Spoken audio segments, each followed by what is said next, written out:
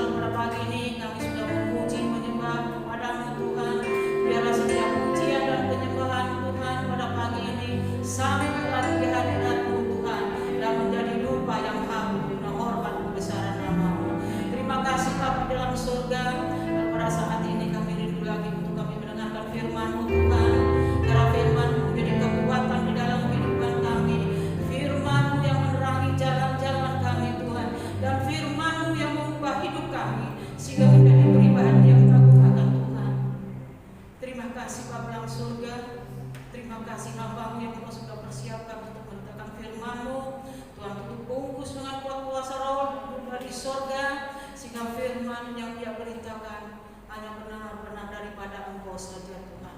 Terima kasih Bapa dalam surga, ucap syukur, ampuni kami Tuhan, ampuni segala kekurangan kami Yesus. Kami mau sambut firman-Mu hanya dalam nama Tuhan Yesus Kristus, Juru Selamat kami. Haleluya. Amin.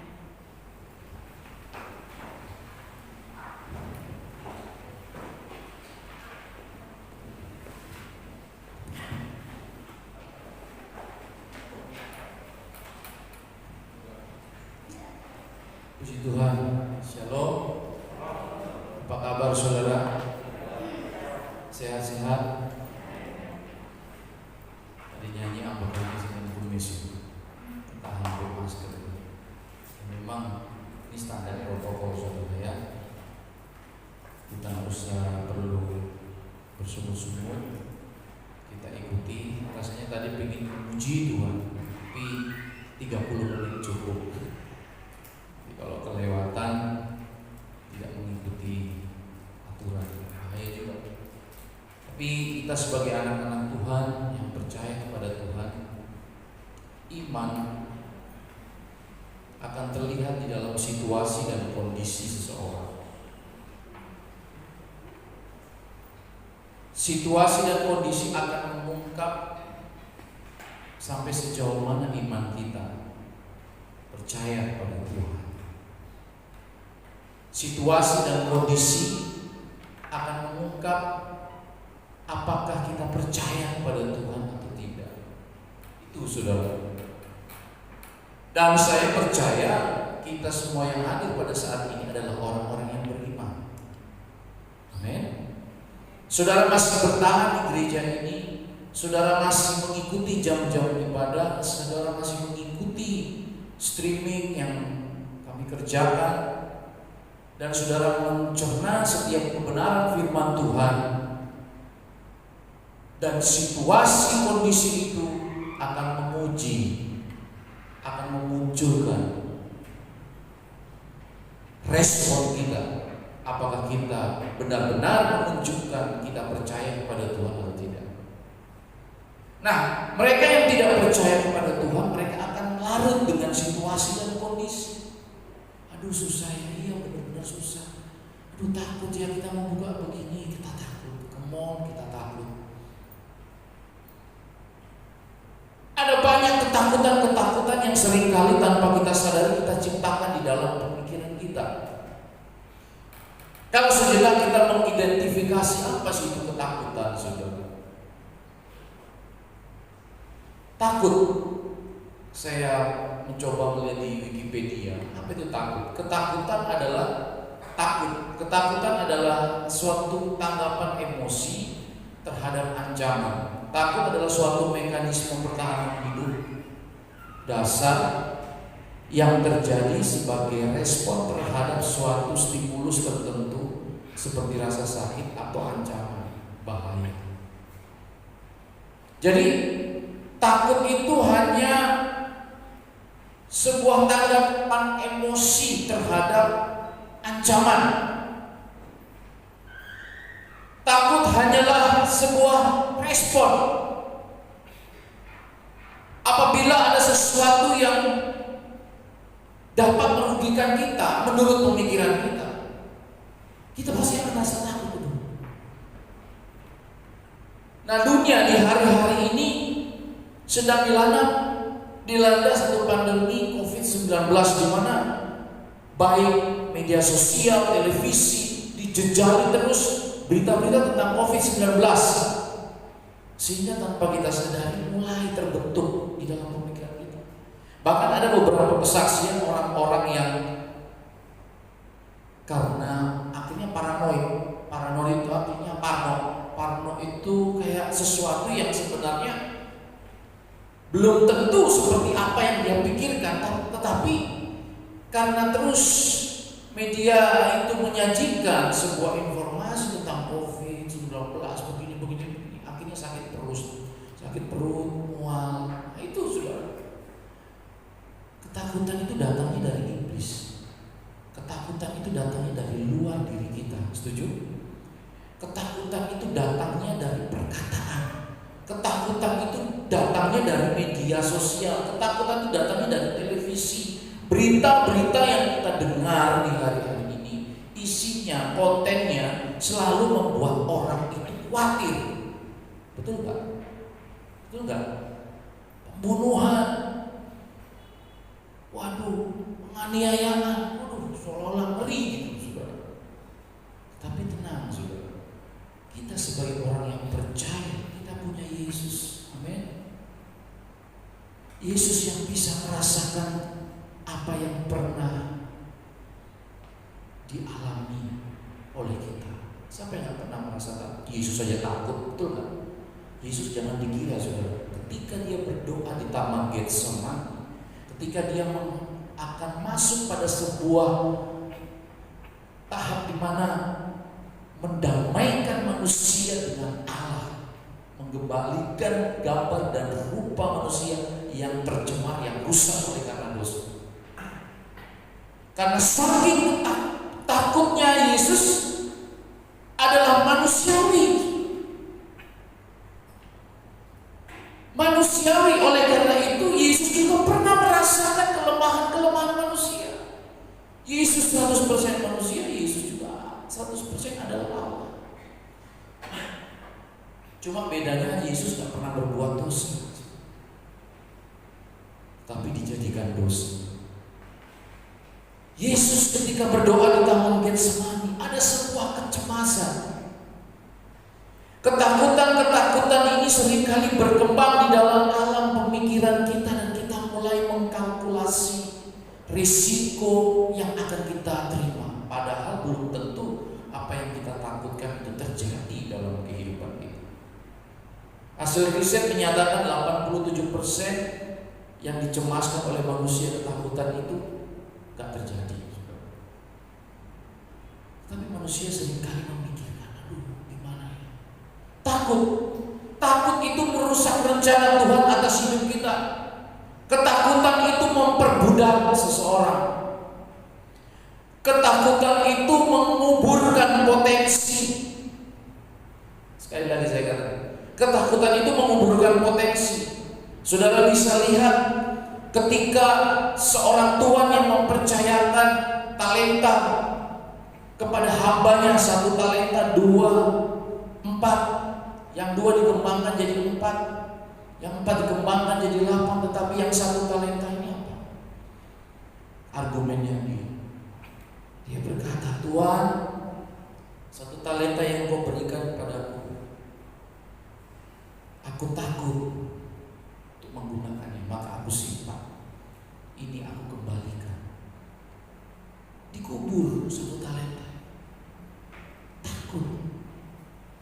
Kalau saudara baca dalam Matius pasal 25 itu, ayat yang ke-24, coba tampilkan.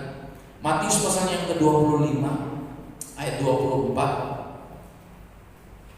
Matius pasal yang ke-25 ayat yang ke-24. Kita bisa lihat di situ.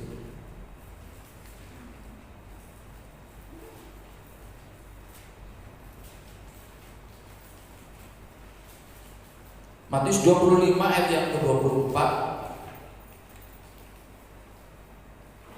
Kini datanglah juga hamba yang menerima 1 talenta itu dan berkata, Tuhan, aku tahu bahwa Tuhan adalah manusia yang kejam, yang menuai di tempat di mana Tuhan tidak menabur, dan yang memungut dari tempat di mana Tuhan tidak menanam. Terus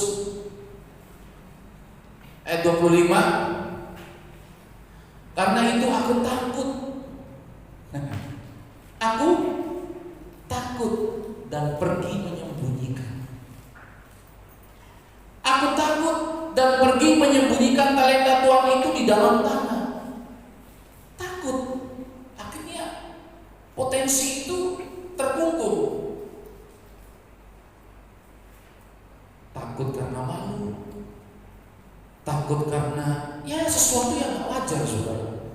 Takut itu sesuatu yang alamiah. Tetapi orang yang dijajah oleh ketakutan itu gak baik, saudara. Kenapa sih orang mau bersaksi di sini malu? Saudara takut apa? Pak Victor, ada yang takutnya begitu. Pak Victor, jangan saya tunjuk saya doa di depan. Loh kenapa? Aduh, aku gak bisa ngomong. Wedi loh, apa sih diwedeni loh ngomong doa di depan loh. Takutnya itu apa gitu? Apa itu kecemasan? Takut isi B, takut itu podo. Takut berisi itu apa ya? Sama ya? Enggak ya? Takut dipermalukan mungkin. Takut mungkin, oh nanti suara saya jelek. Saya mau takut mau WL, aduh, ojo aku lah, suaraku fales. Akhirnya isi malu karena harga dirinya mungkin dinyek-nyek atau mungkin alah suaramu fales ya kok nyanyi. Takutnya enggak. Ada orang yang takut dengan ketinggian, betul enggak? Takut. Ada banyak ketakutan sekarang, hal-hal yang sebenarnya Tuhan kasih dalam kehidupan kita, yang seharusnya kita berani, yang seharusnya kita percaya, beriman, tetapi seringkali ketakutan itulah yang membungkam potensi. Saudara tahu, Raja Wali kalau dia melatih, mendidik anak-anaknya, tidak selamanya makanan itu akan dibawa terus. Tidak. Ketika Raja Wali ini sudah melihat, wah, ini kalau begini terus sampai besar, ini ya apa ini, dia nggak bisa berkembang ini. Tahu apa yang dilakukan Raja Wali terhadap sarangnya? Dibongkar, saudara. Zona nyaman dibongkar, dibongkar, dibiarkan jatuh dari atas. Terus, wah, pokoknya kedandapan, pokoknya namanya anak Raja Wali, saya dulu, tapi berusaha dilatih. Begitu sudah mau menyentuh dasar, belum Raja Wali itu naik. Wah, saya nggak mau tampilkan videonya yang mungkin memakan waktu. Saya melihat itu bagaimana cara Raja Wali itu mendidik anak-anaknya, dibongkar sarangnya, jatuhkan dari atas. Wah, mau tidak mau, sambar lagi, terbang lagi. Mau jatuh lagi, sayapnya nggak kuat, sambar lagi, sampai kuat, langsung terbang jadi burung Raja Wali dewasa. Itu Tuhan kita, saudara. Itu Tuhan kita, itu digambarkan seperti Raja Wali. Ada pujian bagai Raja Wali. Apa lagi? Yang tahu pujian? Melintasi bagai Raja Wali. Suka di tempat ketinggian.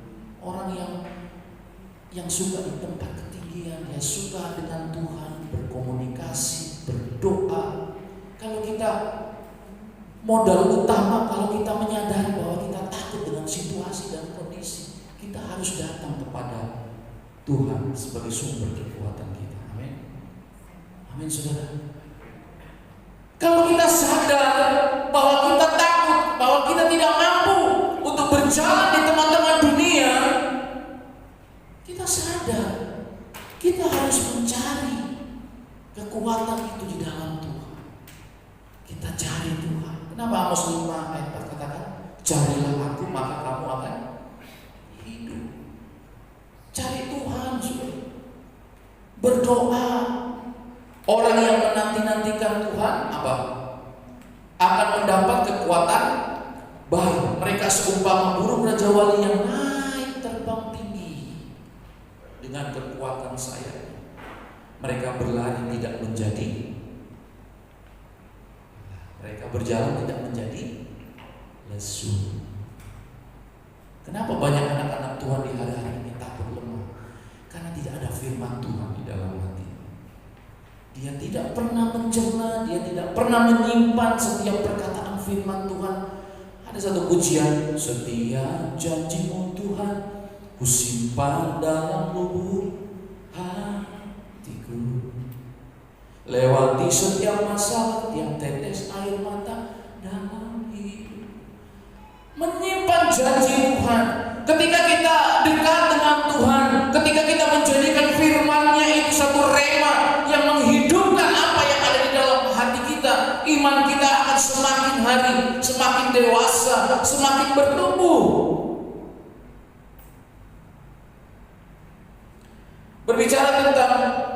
Ketakutan, saya mengambil satu contoh, coba slide yang kedua. Ketakutan, kisah seorang pemimpin muda yang dimentor oleh Paulus dalam surat Timotius, 2 Timotius pasal yang pertama ayat yang ke-7 sebagai judul firman Tuhan yang saya bagikan pada saat ini.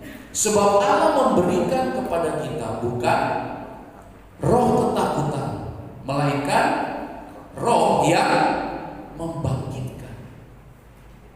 Roh yang membangkitkan. Saudara yang sudah percaya kepada Yesus, saudara yang sudah menerima Yesus sebagai Tuhan dan Juru Selamat, ada roh di dalam saudara, ada kekuatan di dalam saudara. Amin. Ada kekuatan. Sebab Allah memberikan kepada kita bukan roh ketakutan, melainkan roh yang membangkitkan kekuatan, kasih, dan ketertiban. Roh yang membangkitkan kekuatan, kasih, dan ketertiban. Slide yang ketiga coba. Satu kisah yang dialami oleh calon Raja Daud, bukan Raja Daud, calon Raja Daud, calon raja bagi Israel. Sebelum Daud diangkat menjadi raja, dia berhadapan dengan Goliat. Goliat matinya di mana, saudara? Di sini. Hanya dengan alih-alih. Goliat secara kasat mata semua orang meremehkan dia. Siapa sih? Ini anak muda yang masih kemerah-merahan, tetapi gejolak hatinya itu tidak terima ketika barisan Allah Israel itu dihina oleh Goliat. Dunia sekarang mencoba mempengaruhi pola pikir kita. Goliat itu berbicara tentang menaklukkan pikiran-pikiran kita. Kecemasan, ketakutan yang seringkali kita olah di dalam pikiran kita. Lawan kata dari takut bukanlah berani, tetapi beriman. Setuju? Lawan kata dari takut bukanlah berani, tapi beriman. Berani cenderung mengandalkan kekuatan. Beriman itu berarti melibatkan Tuhan dalam menghadapi kenyataan. Ketakutan mengundang iblis dalam menghadapi kenyataan. Sekali lagi, beriman itu berarti melibatkan Tuhan dalam menghadapi kenyataan. Daud dia sadar tubuhnya tidak besar seperti Goliat, pakai perisai. Tetapi dia datang dalam nama Tuhan, Allah barisan Israel. Jangan hanya kita sekedar lip service, di bibir mulut kita menyanyi, jika Allah ada di pihak kita, jika Allah, apa lagu-lagu yang temanya tentang Allah bersama dengan kita. Tetapi realitanya, aduh, mental kerupuk, saudara. Menghadapi realita kenyataan, masalah anak-anak, pekerjaan, kita lemah. Kita sering putus asa menghadapi sebuah realita. Lawan kata dari takut bukanlah berani, tetapi beriman. Saya bukan berani, saudara, tapi saya percaya saya adalah orang yang beriman. Katakan dalam hatimu, saya adalah orang yang beriman. Tuh, percaya. Katakan, saya orang yang beriman.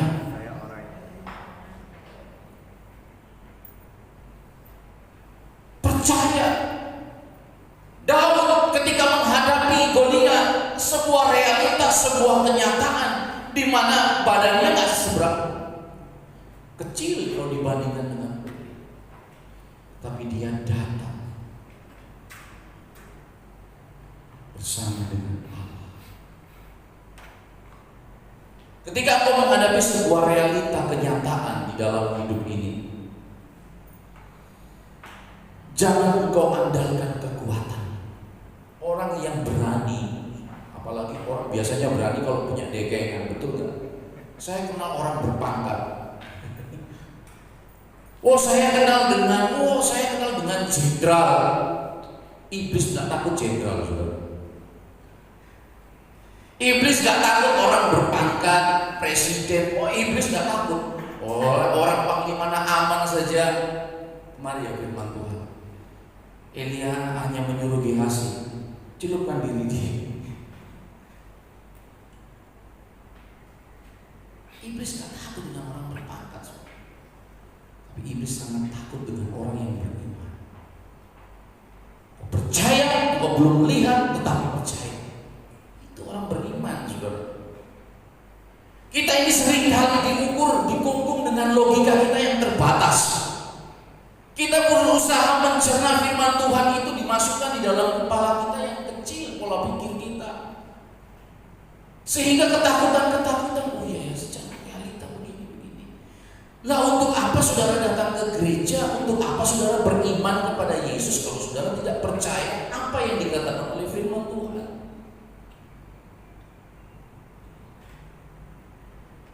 Berani cenderung mengandalkan kekuatan. Aku berani. Kenapa? Bapakku polisi. Aku wani mergo keluargaku TNI. Enggak ada hubungannya, saudara. Ketakutan yang seperti ini. Meskipun saudara dikelilingi oleh al-bojo, ketakutan itu datangnya itu sebenarnya dari mana, saudara? Cara kita berpikir melalui apa? Mata yang melihat dan telinga yang mendengar. Saudara dengar tentang kekhawatiran, saudara dengar tentang kecaman, saudara mendengar tentang kata-kata yang menyakitkan. Tetapi apa yang diberikan Paulus kepada Timotius? Next, selanjutnya. Apa yang diberikan? 3 hal, saudara, yang diberikan Paulus kepada Timotius. Dikatakan kekuatan, kasih, dan ketertiban. Surat Timotius ini adalah sebuah surat di mana Paulus sedang mementor kepada Timotius yang masih muda belia. Kalau kita melihat konteks dari surat Timotius ini, di mana Timotius seorang pelayan Tuhan yang akan didelegasikan oleh Paulus untuk memimpin satu jemaat.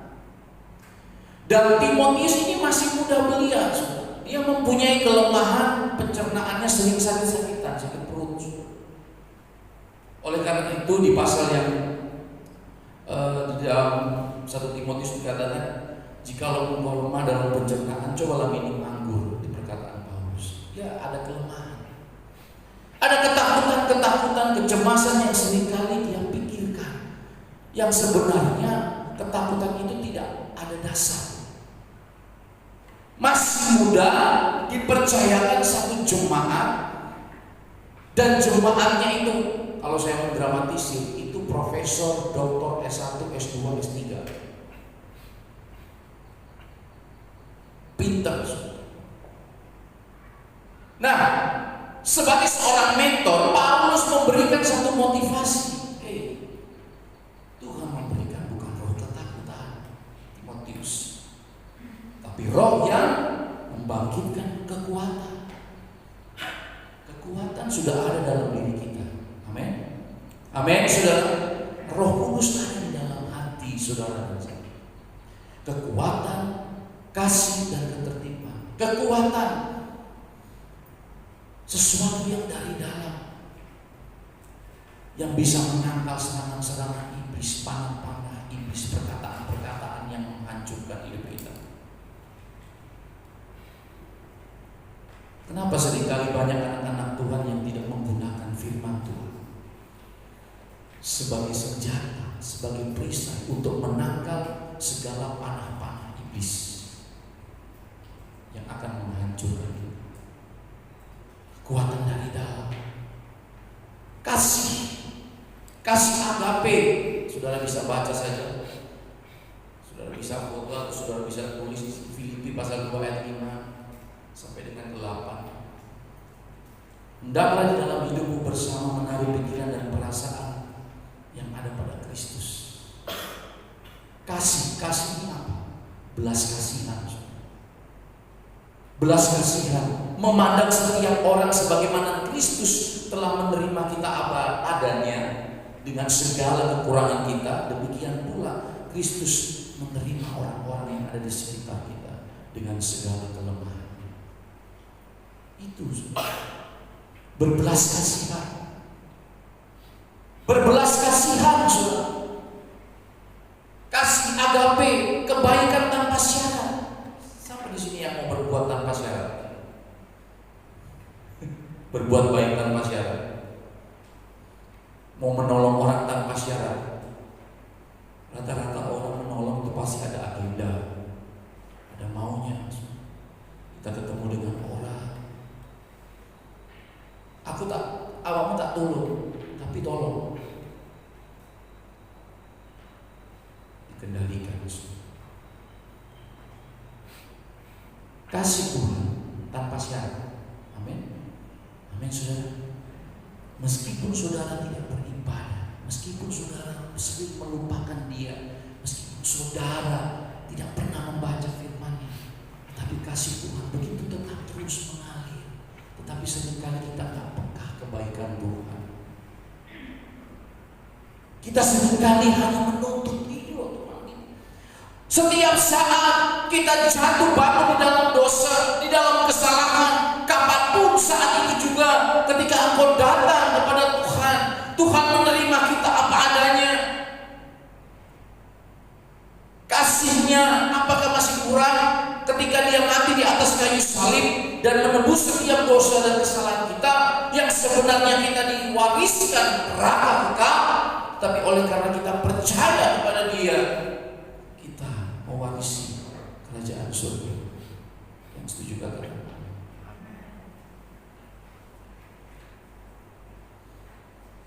Kita seringkali ragu,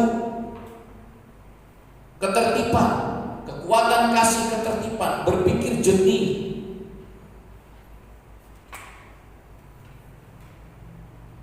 Mereka yang tidak berpikiran jernih cenderung gelisah. Coba kita lihat di dalam Amsal pasal yang ke-28 ayatnya yang ke-1. Amsal 28 ayat yang ke-1. Katakan.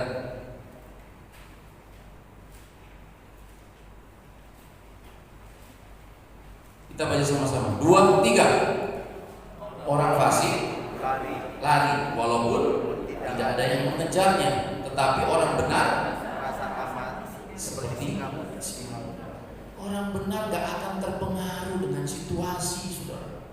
Situasi boleh jempane, gulung komik, dolar naik, COVID apa segala macam, tetapi orang benar dia akan tetap tenang. Makanya saya gak pernah takut, saudara, masa depan anak saya besok jodohnya mau nikah dengan siapa, mau kuliah di mana, mau sekolah, wis layani Tuhan aja, saudara. Ada orang yang sudah wajib persiapkan asuransinya. Nggak salah, saudara. Kalau ada saudara ada ngomong salah. Kalau aku sih asuransinya bodoh iman, saudara. Lek ono berkah, yo puji Tuhan. Kan gitu. Haleluya. Haleluya. Warna berkah apa salahnya lek nyekolah wali. Anak jadi satu, apa salah? Percaya. Saya masih ingat almarhum orang tua saya selalu bilang, "Kau niku dadi pendeta, bondo niku mek lur, opo? Abang mek dengkul." Iso. Bondone mek abang mek dengkul. Sampai sekarang ngontok, saudara. Papa saya itu bilang itu almarhum, "Kau niku ojo sombong, dadi pendeta itu bondone mek lur. Abang mek dengkul. Kau gak seneng sembahyang." Wis, firman yang kamu sampaikan, kan pemberita Injil hidup dari memberitakan Injil. Firman itu menjadikan dari yang tidak ada menjadi ada. Firman itulah yang menghidupkan kamu. Terserah. Kalau kamu percaya kepada Tuhan, kamu berdoa, kamu senantiasa menyerahkan semuanya kepada Tuhan, kamu tidak usah khawatir. Tuhan yang melihara. Kalau Tuhan yang memanggil kamu menjadi hamba Tuhan, Tuhan yang akan jamin dan memelihara. saya pegang sampai sekarang. Jadi saya nggak takut, saya nggak khawatir. Demikian pula dengan saudara. Kalau saudara hidup takut akan Tuhan, percaya apa yang dikatakan oleh firman Tuhan, memang kita nggak berani. Memang kita bukan sok pemberani. Hanya agama Kristen yang mengajarkan sangkal diri. Pengikut Kristus sangkal diri, pikul salib. Di luar agama Kristen bela diri pasti ada. Ilmu apa? Ketika saudara sangkal diri, pembelamu itu adalah Tuhan. Ketika engkau mengalah, pembelamu itu adalah Tuhan. Ketika engkau di kantor menghadapi satu tekanan, bahkan engkau difitnah oleh karena kebenaran, engkau mungkin dijerumuskan oleh temanmu, engkau kongsi mungkin dengan teman siapa saja, ngemplak uangmu, menipu engkau. Kalau engkau tetap percaya, beriman kepada Tuhan, waktu Tuhan pasti yang terbaik. Haleluya. Gak usah perlu khawatir, saudara. Saya share itu segala perkara dapat kutanggung di dalam Dia yang memberikan. Kedua, orang yang paling sulit dikalahkan adalah orang yang tak pernah menyerah. Setuju? Jatuh bangkit lagi, jatuh bangkit lagi. Saudara ada masalah, saudara buka usaha rugi, waduh COVID-19, waduh seret om. Bangkit lagi, mau buka usaha, percaya apa saja yang mau kerjakan pasti berhasil. Amin. Gak usah khawatir, saudara. Sekalipun engkau mungkin jajanan sembako atau makanan kecil, percaya ketika engkau diangkat sesuai dengan waktunya Tuhan, lakukan firman Tuhan. Terus tidak usah takut. Engkau andalkan firman. Lakukan apa yang dikatakan oleh firman. Bagaimanakah agar supaya kita tidak takut? Sebagai konklusi, kita lihat di dalam Filipi pasal yang keempat ayat yang ke-6. Sebagai kesimpulan, Filipi pasal yang keempat ayat yang ke-6. Agar supaya kita tidak takut menghadapi zaman. Filipi pasal yang keempat ayat 6. Kita baca sama-sama. 2, 3. Janganlah hendaknya kamu khawatir tentang apapun juga, tetapi dalam kepada Allah dalam doa dan permohonan dengan ucapan syukur. Yang menarik di sini, tetapi nyatakanlah kekhawatiranmu. Enggak ya? Apa? Nyatakanlah dalam segala hal apa? Keinginanmu. Saudara nggak kepingin tak punya rumah. Saudara nggak kepingin tak punya mobil. Saudara nggak kepingin tak anakmu sukses berhasil meraih janji-janji. Jangan hanya dirundung dengan kekhawatiran, saudara. Jangan hendaknya kamu khawatir tentang apapun, tapi nyatakanlah dalam segala hal keinginanmu kepada Tuhan, kepada Allah dalam doa dan permohonan. Permintaan itu manusia berencana, Tuhan yang menentukan. Kita berencana boleh. Kita buka usaha apa saja kita berencana boleh ya, kayak planning namanya juga planning. Tuhan kalau boleh saya buka usaha ini. Kau sudah menyatakan keinginan kepada Tuhan. Apa masalah? Tuhan, aku ingin agar anak-anakku sukses dalam doa, permohonan, ucapan syukur. Tak usah khawatir, saudara. Saudara percaya dengan iman, sembari saudara melakukan apa yang firman Tuhan katakan. Bukan berani, saudara. Beriman. Iman tanpa perbuatan mati, saudara. Beriman, saya memang bukan seorang yang pemberani, tetapi saya yakin sebagai orang yang beriman. Saya percaya jemaat Tuhan GBD Ebenezer akan diberkati Tuhan.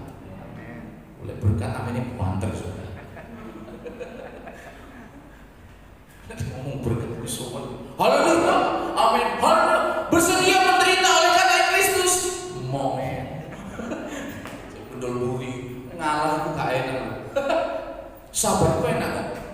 Gak enak juga. Oleh karena menderita karena kebenaran. Saudara lebih baik menderita karena kebenaran atau menderita karena dosa? Hah? Benar. Mau menderita karena kebenaran atau menderita karena dosa? Yakin? Yakin saudara mau menderita karena kebenaran? Saudara mau diberkati? Saudara pasti diberkati. Haleluya. Anak-anakmu pasti sukses. Amin. Haleluya. Realitanya saudara takut. COVID-19 masih akan berlalu. Orang di sana sini dengar suara susah membuka usaha ini, omset turun. Engkau punya Tuhan yang tidak tutup mata. Jangan sampai berita-berita dari luar itu mempengaruhi pikiran kita. Wah, begini susah. Gemakan firman yang tersimpan di dalam hati. Oleh karena itu hati ini simpanan nih firman Tuhan, janji Tuhan. Ojo nyimpen omongane wong hati. Bener nggak? Saudara difitnah, di apa, disimpan, aduh. Apalagi kalau ibu-ibu kesalahan suami sudah 10 tahun jadi eling-eling. Oh, dhisik yo, oh jadi eling-eling juga. Tapi saya yakin di sini nggak ada seperti itu, amin. Haleluya. Tapi di sana sini banyak. Haleluya. Setiap janji firman Tuhan itu yang kita simpan.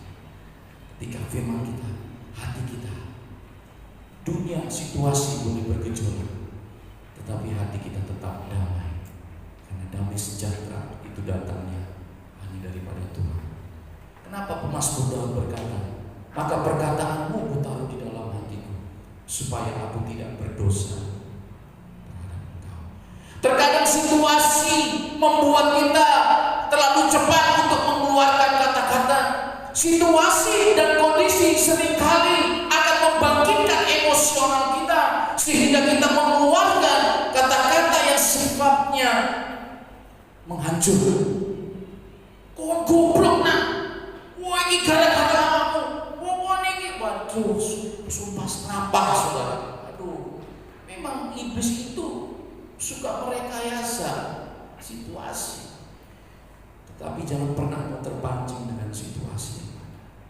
Engkau memiliki Tuhan, ada firman Tuhan dalam hati kita. Pujian nama Tuhan. Saya rindu kita akan satu pujian, setiap janjimu Tuhan ku simpan dalam lubuk hati. Saya undang yang BL. Gak usah lewat situ mah, sini aja. Oh, setiap janjimu Tuhan ku simpan. Setiap janjimu Tuhan ku simpan dalam lubuk hatiku. Lewati setiap masalah, setiap tetes air mata. Sungguh baik bagiku. Kasih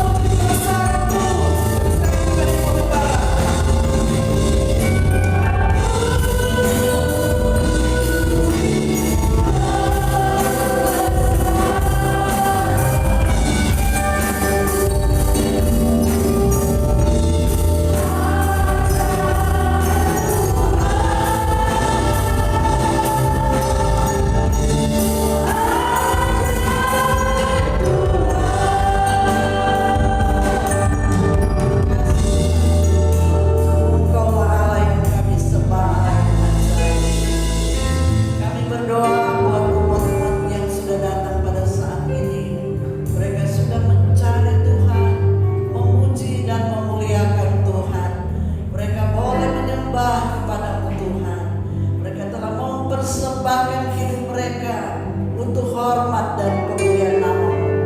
Berkati yang sudah melayani pada saat pagi hari ini, baik WL, singer, pemusik, biarlah Tuhan yang membalas dengan berkat-berkat-Mu di dalam hidup mereka.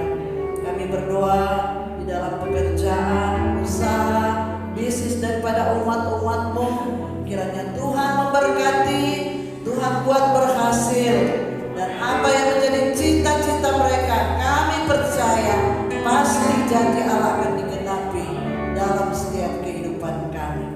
Terima kasih Tuhan. Mari kita mengangkat tangan untuk menerima berkat Tuhan.